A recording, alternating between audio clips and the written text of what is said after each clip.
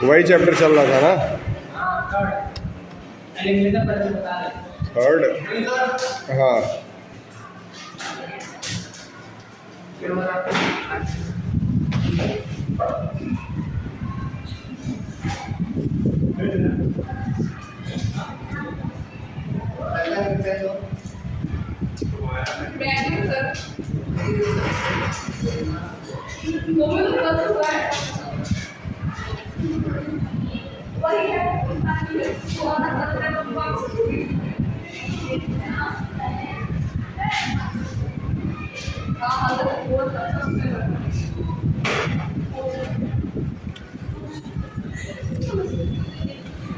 दो तीन चौक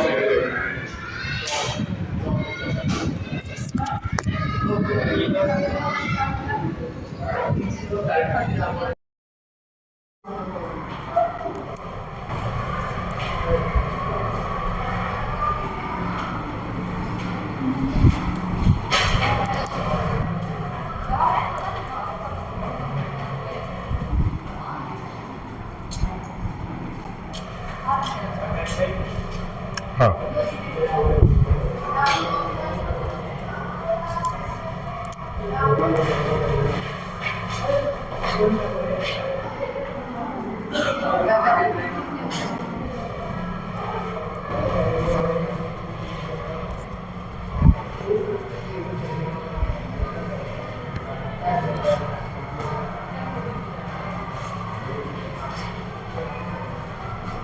ठीक।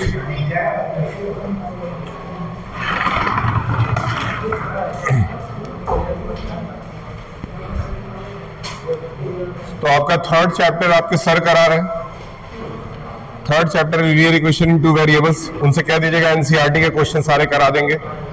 ठीक, थर्ड चैप्टर के बाद अब कौन सा चैप्टर आएगा आपका? Chapter fourth. फोर्थ चैप्टर कौन सा है?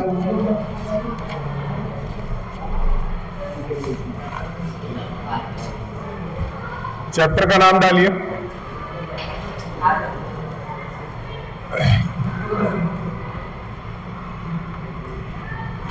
चैप्टर का नाम डालिए।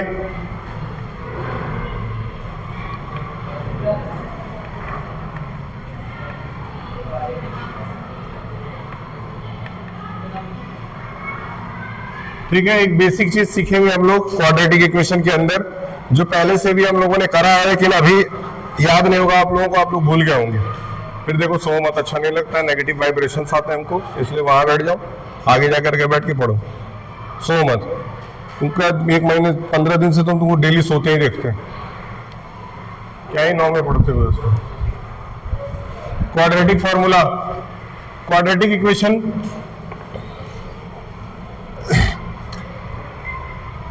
देखिए, ऐसा क्वाड्रेटिक का मतलब होता है 2।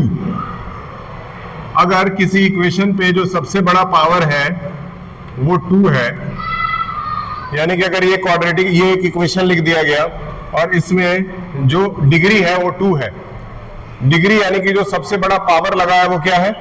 2 है। अगर पावर 2 है ना तो वो क्वाड्रेटिक इक्वेशन कहलाएगा। बस इतना ध्यान रखना है कि क्वाड्रेटिक इक्वेशन का मतलब एक ऐसा पॉलिनोमियल जिसके ऊपर पावर क्या लगा हुआ हो?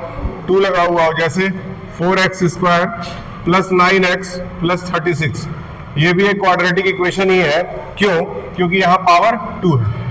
अच्छा, एक काम करते हैं, बस लिख देते हैं 4x प्लस 3x प्लस 2। क्या ये क्वाड्रेटिक इक्वेशन है? नहीं है। क्यों? क्योंकि इसका पावर जो है वो 2 के बदले कितना है? 1 है।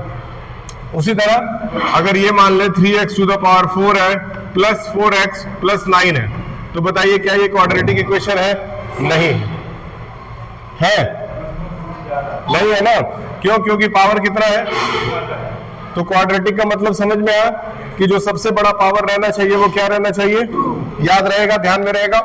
अब इसको हम लोग सॉल्व कैसे करते हैं? बेसिकली ये x की वैल्यू निकालने का सारा खेल होता है इसमें। ये क्लास 8th में ही सबसे पहली बार बच्चों को पढ़ाया जाता है। हो सकता है आपने उस समय ध्यान न दिया हो, इसीलिए अब ध्यान देने की जरूरत है। यहाँ का डस्टर क्या हुआ? लेते आओ, एक डस्टर लेते आइए।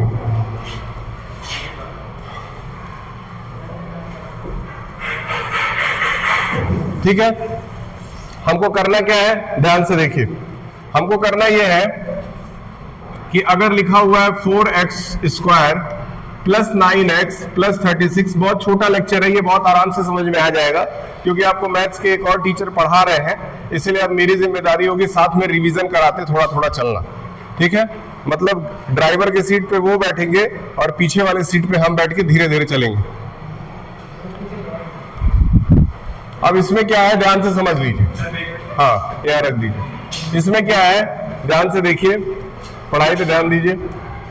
x² के साथ जो भी नंबर है उसको हम क्या कहेंगे, a, x के साथ जो भी नंबर है उसको क्या कहेंगे, b, और जो अकेला वाला नंबर है उसको क्या कहेंगे, c। बहुत सिंपल है ना, x² के साथ है जो है वो क्या बनेगा, a बनेगा, फिर x के साथ जो है वो क्या बनेगा, b बनेगा, और साथ ही साथ जो नंबर अकेला है जिसके साथ कोई भी x वगैरह नहीं लगा हुआ है वो क्या कहलाएगा, c। बेसिक है, समझ में आया?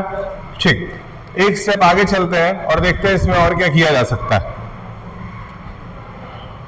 तो इतना अगर आ गया समझ में, तो अब अगर हम x की जगह x उतार दें, इस वाले x की जगह x उतार दें और ये तो जैसा है वैसे छोड़ दें, तो ये एक फॉर्मेट बन के आता है। ये फॉर्मेट क्या है, ax² plus bx plus c, ax² plus bx plus c। ये क्वाड्रेटिक इक्वेशन का फॉर्म है, याद रखना, इसको कहते हैं form of quadratic equation, form of quadratic equation. ये क्वाड्रेटिक इक्वेशन का एक छोटा सा फॉर्म है। अब देखिए, जो मेन काम है जो आज हम लोग को सीखना है वो है क्वाड्रेटिक इक्वेशन को सॉल्व कैसे किया जाता है। बात नहीं, क्वाड्रेटिक इक्वेशन को सॉल्व कैसे किया जाता है, यहां तक नोट कर लीजिए। आप बताओ, ये सब बात तुम कर रहे हो पढ़ाई के समय, उधर 2-3 दिन आगे बैठ के पढ़ रहे थे, मुझे लगा कि तुम अच्छे लाइन पे आ गए हो, फिर अपने ओरिजिनल लाइन पे आ गए, मेन लाइन, लूप लाइन। हाँ, तो एक कॉपी लेकर के लिखो, वो दिखता है बेटा, दिखता है, कम से कम मेरे पीरियड में ना किया करिए। एक पेज दे दीजिए इनको, एक पेज दे दीजिए, एक इनको पेंसिल वगैरह कुछ दे दीजिए। शनिवार का दिन है, कुछ पढ़ ले, वैसे भी कल संडे है, पढ़ेंगे नहीं। इनको एक पेन दीजिए, लीजिए, थोड़ा ध्यान लगाइए, ऐसे काम नहीं चलेगा। लिख रहे हैं आप, क्यों नहीं लिख रहे हैं?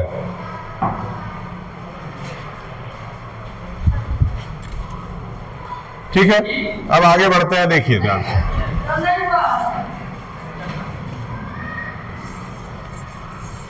चलो अभी से यहां से नोट करना, जो मेन है वो नोट करो। अब हम इक्वेशन नोट करेंगे और आपको सॉल्व करना सिखाएंगे। देखिए, हम लोग अभी 4 सवाल सीखेंगे, 4 क्वेश्चन, और चारों को मन से लिख करके आपका कंसेप्ट क्लियर करना मेरा काम है। -1x -2, ये चौक चल ही नहीं रहा है, क्या है?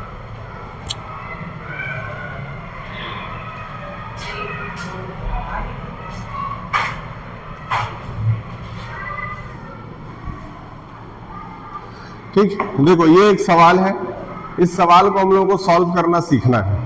4 सवाल हम लोग सीखेंगे, 4 सवाल सीख करके लेक्चर को बंद कर दिया जाएगा। इसीलिए पहला सवाल बहुत ध्यान से देखिए। आपको करना क्या है, पहला स्टेप, पहले स्टेप में आपको x² के साथ जो नंबर दिया हुआ है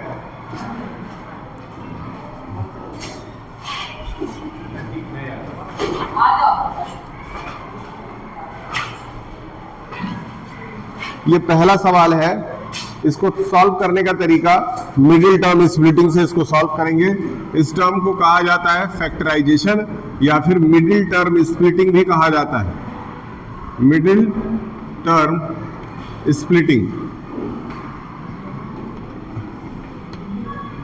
ये मेथड जो है वो मिडिल टर्म स्प्लिटिंग कहलाता है। तरीका हो सकता है एक ही बार में आपको समझ में आ जाए, अगर आप मन से ध्यान देंगे तो। ठीक है, सीधे बैठिए और मन से सीखिए।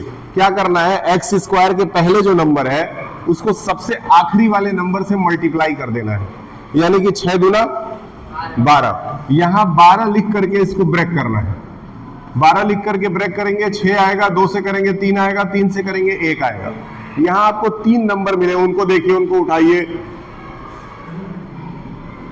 1 2 3, आपको 3 नंबर मिले हैं। इन तीनों के यूज से, इन तीनों के इस्तेमाल से आपको 1 लाना है। आखिर इसमें ऐसा क्या किया जाए कि 1 आ जाए? इनको जोड़ भी सकते हैं, घटा भी सकते हैं, जो मन में आए वो कर सकते हैं। 2 + 4 - 3, 2 + 2, यानी कि 2 + 2 अगर कर दे तो क्या आ जाता है, और 4 में से 3 घटा दे तो क्या आ जाता है। तरीका इनका सही है। ठीक, अब करना क्या है कि जैसे ये नंबर लिखा हुआ था 6x² - 1 के जगह हम लोग क्या लिख देंगे, 4 - 3, 4 - 3, और बाहर क्या है, x, और फिर उसके बाहर क्या था। क्या ये समझ में आया कि नहीं आया? ये समझ में आया? क्या किए समझाओ।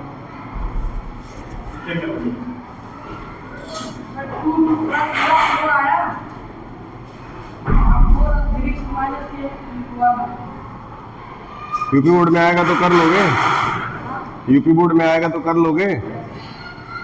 ठीक है, अब अगर ये सवाल 3 नंबर का है ना, मान लेते हैं ये सवाल 3 नंबर का है, अगर आप इतना भी कर दिए तो आपको 1 नंबर मिलना तय है, क्योंकि बोर्ड में स्टेप वाइज नंबर मिलता है। आप जितने लाइन सही लिखते हैं उतने लाइनों का नंबर आपको दे दिया जाता है। ठीक, इसके बाद क्या करेंगे, ध्यान से देखिए, 6x² अपने जगह उतार दिया जाएगा, क्योंकि ब्रैकेट के बाहर कौन सा साइन है, इसलिए अंदर वाला साइन क्या होगा, चेंज हो जाएगा, यानी कि -4x हो जाएगा, और प्लस, याद रहे कि ये x दोनों के साथ लगा दिया जाएगा। ठीक है, ये x दोनों के साथ लगा दिया जाएगा, और साथ में इधर क्या आ गया। अब इसके बाद इन दोनों को एक साथ एक ब्रैकेट में, और इन दोनों को एक साथ एक ब्रैकेट में ले लिया जाएगा। सही है? क्या आपको कॉमन लेने आता है? इसमें से कॉमन क्या आएगा, सिर्फ x तो कॉमन है ही, लेकिन इसके साथ और भी कुछ कॉमन है। हाँ, इसके साथ क्या और भी कुछ कॉमन है, 2 कॉमन है। वेरी गुड, 2 भी अगर कॉमन ले लिया जाए तो अब बताएं इसके पास क्या बचेगा। अगर इसमें से 6x² में से अगर 2x कॉमन ले लिया गया तो यहां क्या बचेगा, वेरी गुड, 3x बचेगा, और फिर बीच में क्या है, माइनस है। अब बताएं कि अगर 4x में से 2x कॉमन निकाल लिया गया है तो अंदर क्या बचेगा, सिर्फ 2 बचेगा, सिर्फ 2 बचेगा। क्यों? क्योंकि x तो बाहर ही निकल गया, और ये 4 जो है इस 2 से डिवाइड हो गया, तो कुल मिला जुला करके 2 बच गया। ये बहुत इंपॉर्टेंट पार्ट है, ये आपको आना चाहिए। एक बार फिर से अभी ऊपर से रिवीजन भी करेंगे, लेकिन इतना समझिए। अब बताइए यहां कुछ मिलता जुलता है, बताएं क्या मिलता जुलता है। नहीं, इन दोनों में कुछ कॉमन है। अगर कुछ कॉमन नहीं है तो क्या कॉमन है, 1 कॉमन है, इसीलिए यहां पे प्लस लगा करके 1 कॉमन ले लिया जाएगा, और आ जाएगा 3x माइनस। क्लियर है? अगर आपका ये पार्ट और ये पार्ट सेम आ रहा है तो फिर समझ जाएगा कि सवाल आपका सही हो रहा है। तो ये दोनों तो सेम है, जो सेम है उसको बाहर निकाल लीजिए, तो क्या बाहर आ जाएगा, 3x - 2 बाहर आ गया। अंदर क्या बच जाएगा, तो यहां देखिए ये 2x बच गया, और इसके पास क्या बच गया, +1 बच गया। यहां तक आपका सॉल्यूशन हो गया लगभग, लेकिन अभी भी टोटल आंसर नहीं आया है। आंसर निकालने के लिए एक स्टेप और बढ़ाया जाएगा, और वो स्टेप क्या होगा, आपको इसको नोट करना है, यानी कि 3x - 2 नोट करना है, और आगे क्या लगाना है, 0 लगाना है। क्लियर है? आगे क्या लगाना है, 0 लगाना है। अब 3x - 2 उधर जाके क्या बन जाएगा, +2, और x निकालेंगे तो क्या आ जाएगा, +2/3। प्लस हटा भी सकते हैं, तो वैल्यू क्या आ गई x की, 2/3। ये एक आंसर आया। इसके पहले भी ये पॉलिनोमियल वाले चैप्टर में सेम चीज बताया गया था, जिसमें ये आंसर ला के हम इसका नाम क्या रखवा दिए थे, अल्फा, याद है। लेकिन इस चैप्टर में अल्फा वगैरह नहीं रखना है, इस चैप्टर में इसको हम बस जीरोस कहते हैं या सॉल्यूशन कहते हैं। दूसरा पार्ट नोट कर लें। दूसरा पार्ट अगर नोट करें तो 2x + 1 = 0 है। आप इसमें x की वैल्यू हमको खुद बता दें। और जरा मेरा माइक अगर मिल जाए तो आप लेते आइए जाकर के। चार्ज हो रहा होगा, ऑफिस में लगा है। बताएं कि यहां से वैल्यू क्या आएगी? वेरी गुड, शाबाश। एक्स की वैल्यू क्या आ गई? -1/2। तो दो आंसर आ गए आपके, ये पहला और ये दूसरा। अब इसको एक बार फिर से रिवीजन करेंगे ताकि वो बच्चे जो पहली बार में नहीं समझ पाए हैं उनको भी समझ में आ जाए। ठीक है, इस बार ध्यान से देखना। तुम कहां खोए रहते हो बीच बीच में? ये पूरा क्यों नहीं लिखी हो? उसके आगे भी करो, मैं कर दिया। -1/2 आया, वो लड़का बताया आंसर। ठीक, एक बार फिर से पूरा शुरू से समझ लीजिए ताकि अगला सवाल आए तो आप उसमें मेरी मदद कर पाए। In the next question I want that you should also help me in solving the question. सवाल क्या है? सवाल पहले आप नोट कर लेंगे। पहले नंबर को आखिरी नंबर से मल्टीप्लाई कर देंगे। मल्टीप्लाई करने के बाद आपका क्या आ गया था? 12। 12 को आपने ब्रेक कर दिया था 2 to 3 में। 2 to 3 के हेल्प से आपको 1 लाना था। तो इन्होंने क्या नाम है, अभिनंदन जी ने बताया कि हम 4 में से अगर 3 घटा दें तो 1 आ जाता है। ये सुन करके प्रसन्नता हुई और हम लोगों ने उसी चीज को यहाँ पे लिख दिया। तो 4 में से 3 घटा दिए और बाहर x जैसा था लगा दिए। उसके बाद हमारा क्या काम था? हमको ब्रैकेट तोड़ना था। ब्रैकेट तोड़ने के लिए बाहर माइनस है तो अंदर वाला साइन प्लस बन जाएगा। यानी कि ये जो माइनस था वो अब नीचे आके क्या बन गया? प्लस बन गया। और ब्रैकेट जैसे ही टूटा तो -4, ये x जो है इन दोनों के साथ है, ये ध्यान में रखना है। x दोनों के साथ है इसलिए -4x और +3x बन गया। साथ में -2 था, जस का तस हम लोगों ने उतार दिया। उसके बाद हम चले इसमें से कॉमन लेने, तो आप ही लोगों ने मेरा हेल्प किया कि x तो कॉमन है ही, ले लीजिए। x हमने कॉमन ले लिया। फिर मैंने पूछा कि और कुछ कॉमन हो सकता है? आपने बोला कि 2 भी कॉमन हो सकता है, तो 2 को भी बाहर निकाल लिया गया। फिर उसके बाद मैंने पूछा तब यहाँ बच क्या गया? तो आप ही लोगों ने बोला कि 3x बचेगा। बच गया भैया। उसके बाद यहाँ माइनस की जगह माइनस लगा दिया गया। फिर x से x कट गया और 2 के टेबल में 4 कितनी बार में आ गया? 2 बार। तो सिर्फ यहाँ 2 बचा। इधर आए तो हम पूछे कि क्या कॉमन होगा, तो आपको इसका जवाब नहीं पता था कि इसमें क्या कॉमन होगा, तो मैंने बताया कि इसमें कॉमन 1 होगा। सही है, पूरी कहानी उसी तरह से चल रही है जैसे चल रही थी। तो हम बोले कि इसमें 1 होगा। जहां कुछ नहीं कॉमन होता है वहां 1 होता है, तो 1 हम लोगों ने बाहर निकाल दिया और अंदर हमारा 3x - 2 बच गया। अब हम एक लाइन बोले कि अगर ये और ये दोनों सेम है तो समझ जाइएगा कि आपका सवाल खुश है। तो वो गर्दन हिला रही थी। सही है, पूरी स्टोरी यही हुई थी। अभी फिर इनका गर्दन हिलाता हुआ इशारा देख के हम समझ गए कि इनको समझ में थोड़ा थोड़ा आ रहा है। हाँ, उसके बाद हम ये बोले कि ये दोनों सेम है, तो इसीलिए दोनों जो सेम है उसको बाहर निकाल दीजिए। बाहर निकल गया। उसके बाद हम बोले कि जो बच गया है उसको लिख दीजिए। सही है, ये लिख देने के बाद हम बोले कि सॉल्यूशन तो हो गया है लेकिन आंसर नहीं आया है। अभी आंसर आएगा। फिर पहले पार्ट को हम लोगों ने यहाँ पे नोट कर लिया, आगे 0 लगाया। फिर मैंने पूछा कि इसके आगे क्या किया जाए, तो आप ही लोगों में से किसी ने जवाब दिया कि -2 उधर जाकर के +2 बन जाएगा। ठीक, तो हमने x की वैल्यू -2/3 उतार दी। फिर यहां जब आए तो यहां आने के बाद से डायरेक्ट जो है वो इसका आंसर नैतिक जी ने दिया कि -1/2 इसका सही जवाब है। क्या कहानी उसी तरह आपके सामने दोबारा रखी गई है? सबके किरदार को, सबको, हीरो हीरोइन सबको पहचाने हैं कि नहीं पहचाने? ठीक, ये सवाल याद रखिएगा। इसी तरह से 3 और सवाल करने हैं जो कि अगली क्लास में किए जाएंगे। फिलहाल के लिए इतना काफी है क्योंकि बेल भी लग गया है। थोड़ा बहुत समझ में आया है? ठीक है, थैंक यू।